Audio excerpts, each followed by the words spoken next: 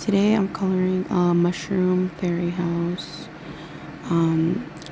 I bought these files off of Etsy and I just printed them out on Strathmore toned tan paper.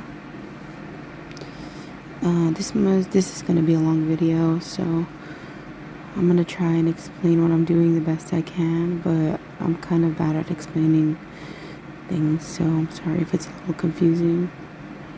First, I'm coloring everything in with a lighter color. This will be the highlight. And I'll use a medium color for the first shadow, which will be the transition between the darkest and the lightest color. I usually use 3 colors, light color, medium, and a dark. Sometimes I'll use 4 depending on how dark my darkest color is, because I like my darkest shadows to be as dark as I can get them. That's why later on in the video you'll see me using a black colored pencil in the shadows, because that really makes it darker. And the darker your shadows are, the more your highlights are going to stand out. But you have to make sure that you're getting a nice blend of colors from darkest to lightest, otherwise it won't blend and it will look very unnatural. I'm making sure to color with the direction of the lines on the mushroom so it will look more natural.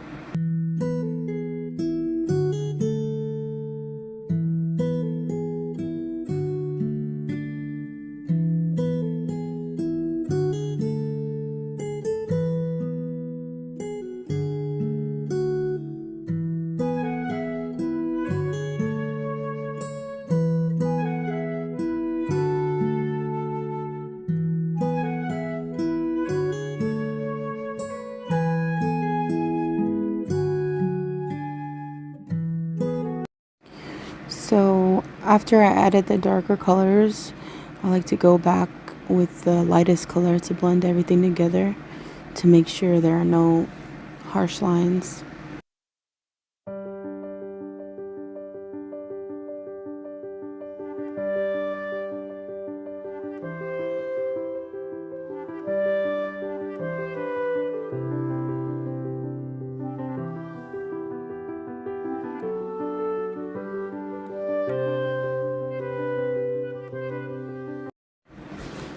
And if anybody's interested in knowing what I'm using the 320 set of Ohuhu markers, Prismacolor colored pencils, and a jelly roll pen for the highlights. I use a Posca pen, a Posca paint pen also for the highlights. I went out of the lines on the bottom of the mushroom right there, so I just used a blender, a colorless blender marker to erase it. It works sometimes. It works really well sometimes. Sometimes it doesn't, but it does make the color lighter if you make a mistake. It's kind of like an eraser.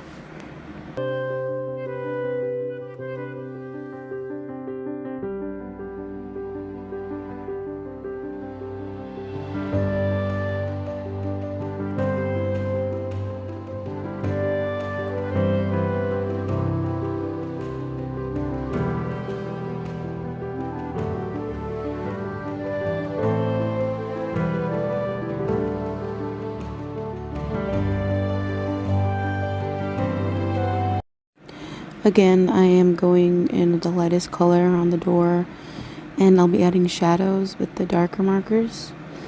Everything I color is pretty much the same thing. It's lightest color, medium color, then darkest. And you don't have to use colored pencils. Like, it looks perfectly fine with just the markers. But I just like to do the extra step of adding colored pencils. I think it makes it look a little better in my opinion.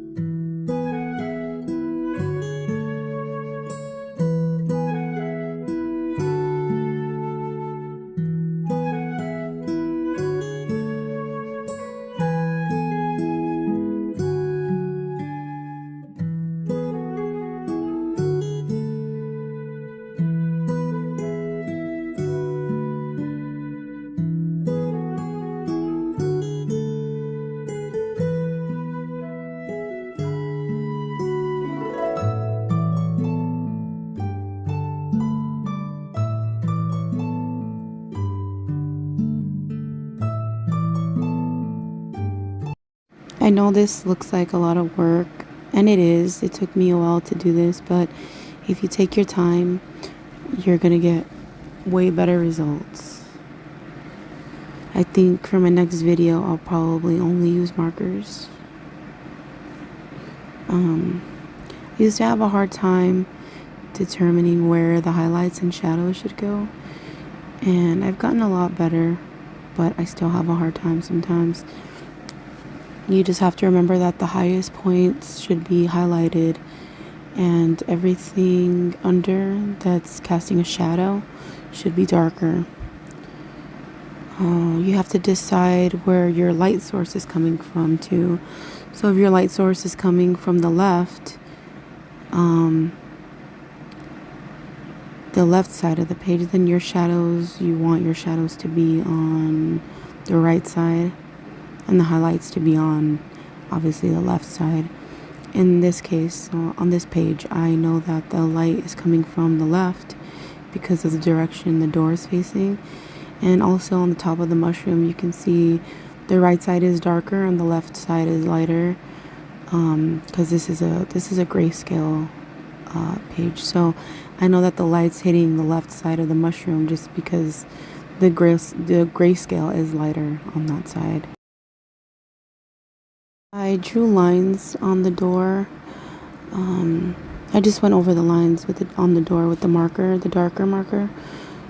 Just so it could look more like real wood.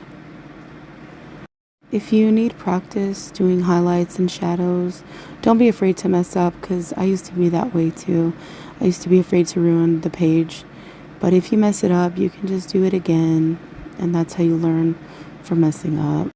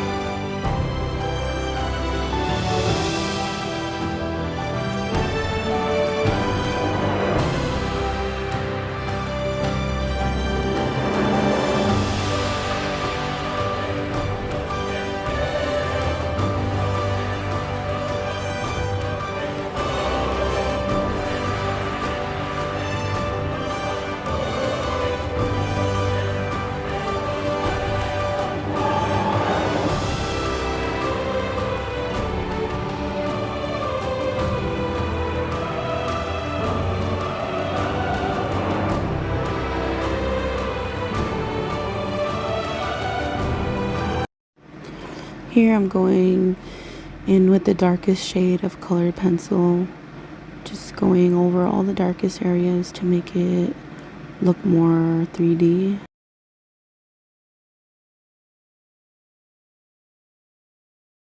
And just blending that upwards, with very lightly blending upwards, so it can look like just a seamless blend.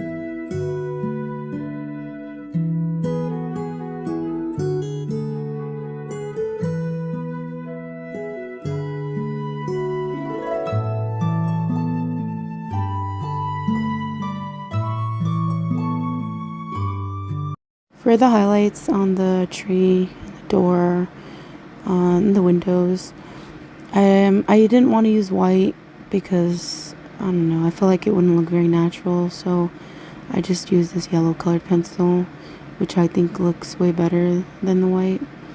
It kind of looks like the sunlight hitting it, like the sun is setting.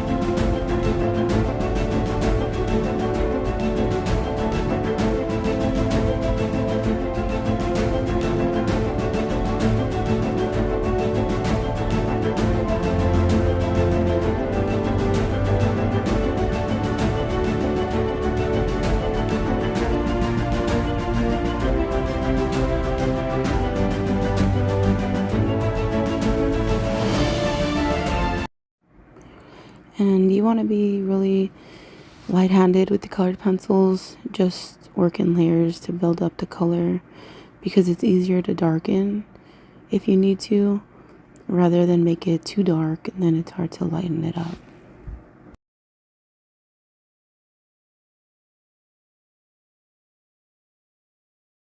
I'm just defining the lines of the fence with my darkest shade of colored pencil, and then I added the highlights.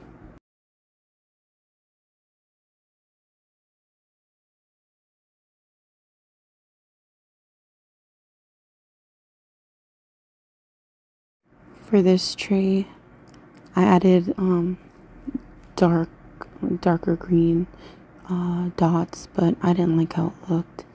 So for the other trees, I didn't add the dots.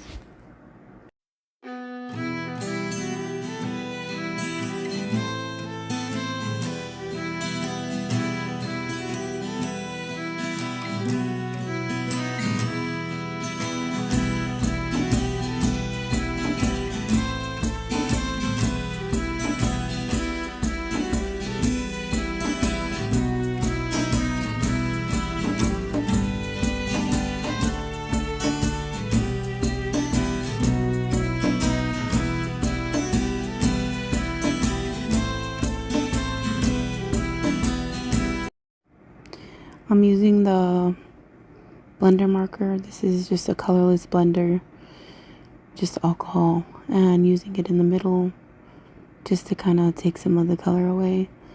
So it would be easier for me to add the lighter color as highlights. So like I said before, the colorless blender kind of acts like an eraser. Not just for fixing mistakes if you go out of lines, but you can use it to lighten up some colors if you like.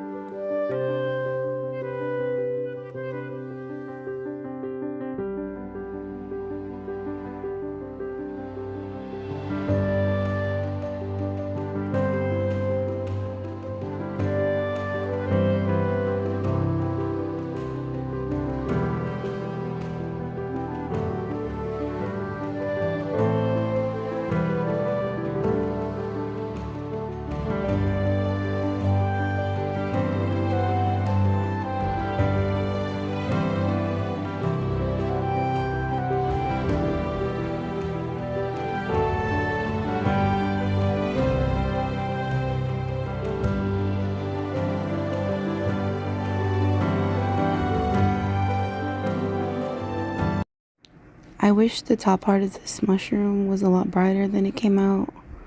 I was envisioning it to be bright red, but it didn't come out like I thought, and that's okay. I'm still happy with it.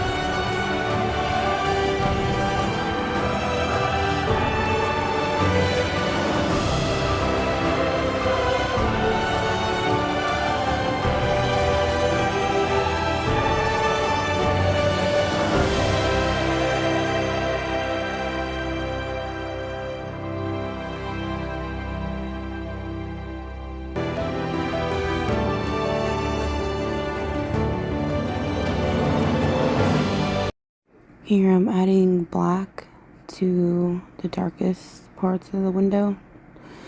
You want to make sure to add the black last after you're done with all your colors, because if you add the black first, you can drag the black down into the colored areas with your brighter colors, and you don't want to do that. You don't want to make them dark, your highlights.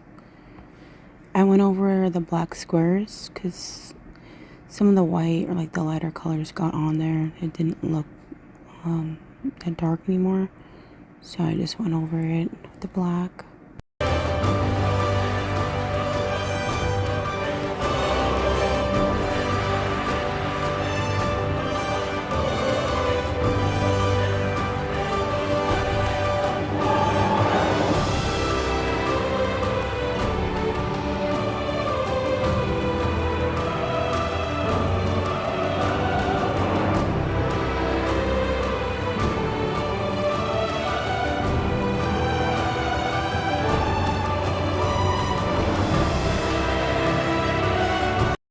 For the rocks and the stones on the ground, I made sure to put the darkest color in between so that they can look separated, and it just adds more depth.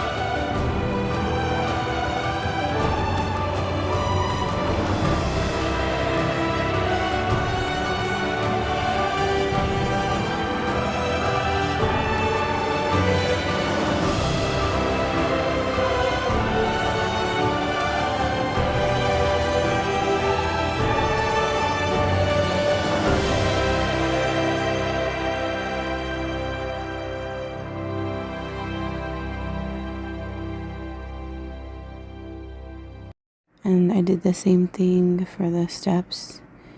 I made sure to line the lines with the darker color so it can look separated.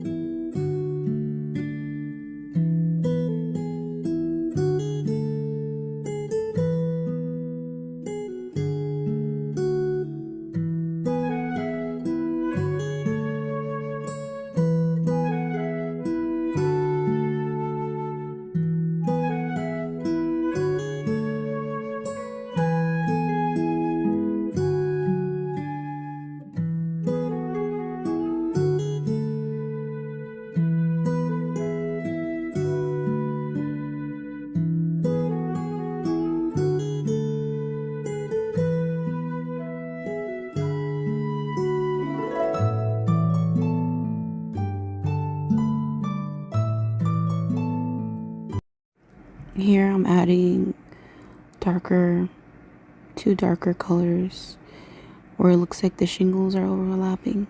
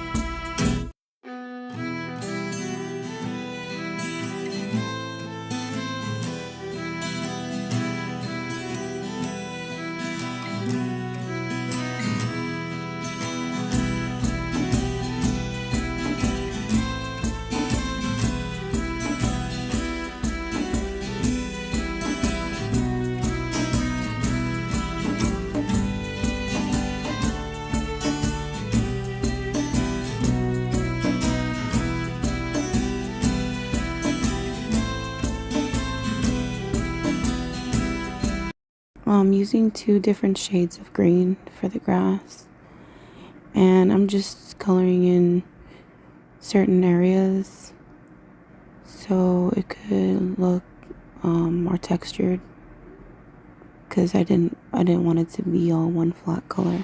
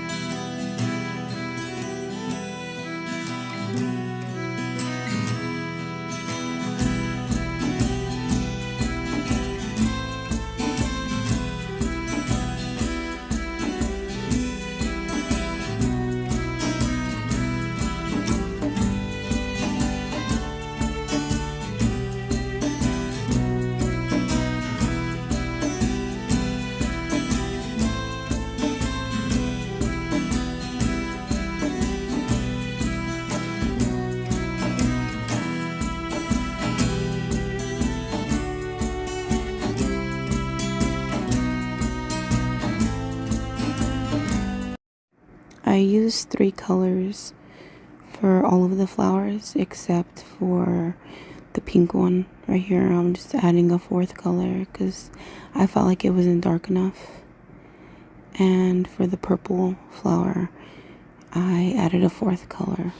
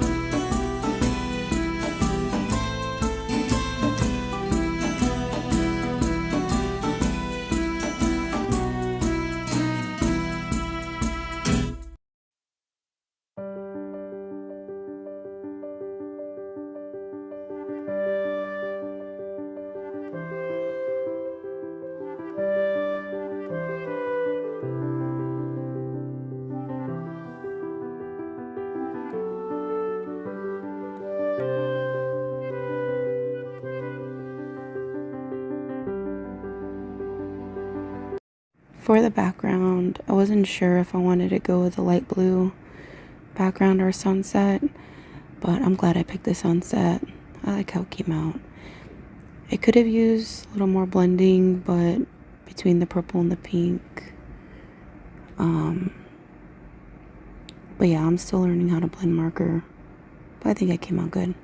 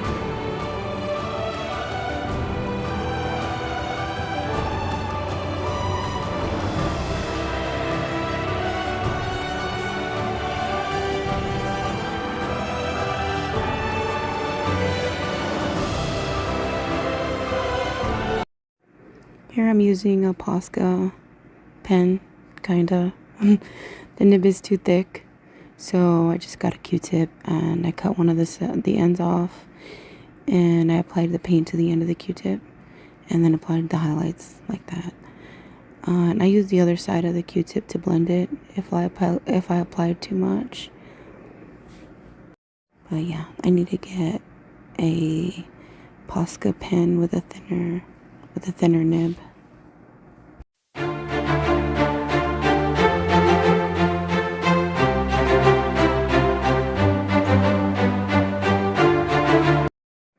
And here I'm using the number 10 Jelly Roll highlight pen.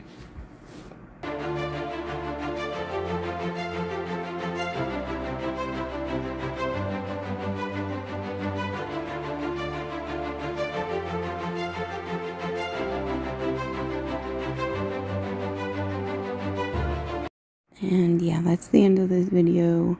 Thank you so much for watching. I hope you enjoyed it, and I hope you learned something from it.